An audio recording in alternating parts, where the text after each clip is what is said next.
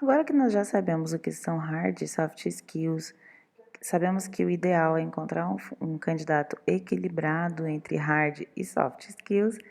Aprendemos como construir um plano de competências dentro da nossa empresa e quais as competências mais procuradas pelas empresas em 2020. A partir do Fórum Econômico Mundial, nós vamos entender como realizar uma entrevista por competências. Olha essa imagem.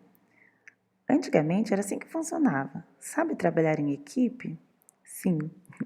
Perguntas óbvias, respostas óbvias. É claro que se você perguntar para a pessoa, ela vai dizer que sim. É claro que se você perguntar se a pessoa tem um bom relacionamento interpessoal, ela vai dizer que sim. Esse tipo de pergunta já não existe mais. Esse tipo de entrevista já não cabe mais para aquilo que nós entendemos como recrutamento e seleção humanizado. Por quê? A chance de você acertar num funcionário ela é muito menor, a chance dele conseguir burlar é muito menor, ele vai mentir muitas vezes, você vai fazer análises comportamentais de forma muito mais dificultosa e vai conseguir avaliar apenas tecnicamente, porque você pode dar uma prova ou pedir para ele fazer um teste ali com você. Então, como podemos realizar uma entrevista por competências ou qual a melhor forma ou a forma correta de se realizar? Ao invés de fazer perguntas óbvias, você vai colocá-lo em situações onde ele vai precisar te contar se ele já passou por situações onde ele precisou exercer aquela competência.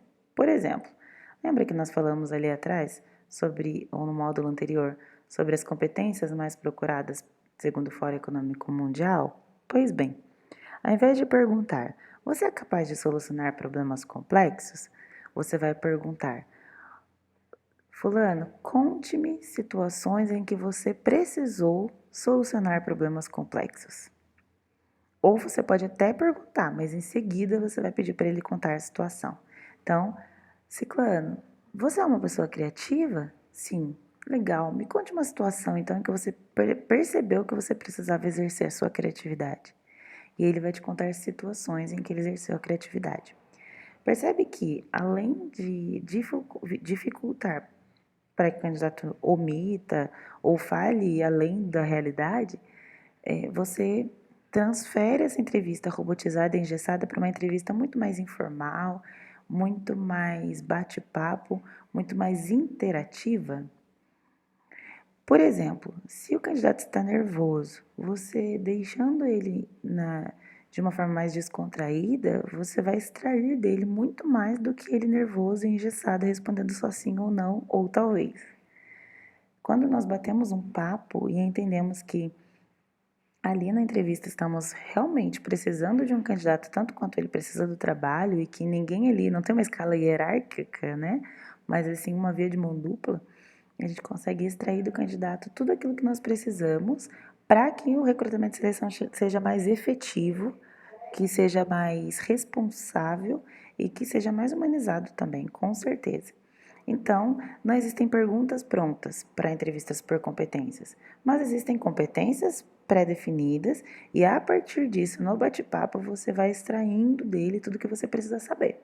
Então, mais um exemplo, ao invés de perguntar, Fulano, você tem orientação a servir? Você gosta de servir pessoas? E ele dizer sim ou não, quando ele disser sim, porque possivelmente é essa a resposta que ele vai te dar, você vai falar: que legal, então conta para nós, ou conta para mim, uma situação no seu antigo trabalho, ou se for primeiro emprego na faculdade, ou na escola, ou dentro de casa, em que você percebe que você tem essa orientação ao servir, né? Em que você precisou exercer essa competência.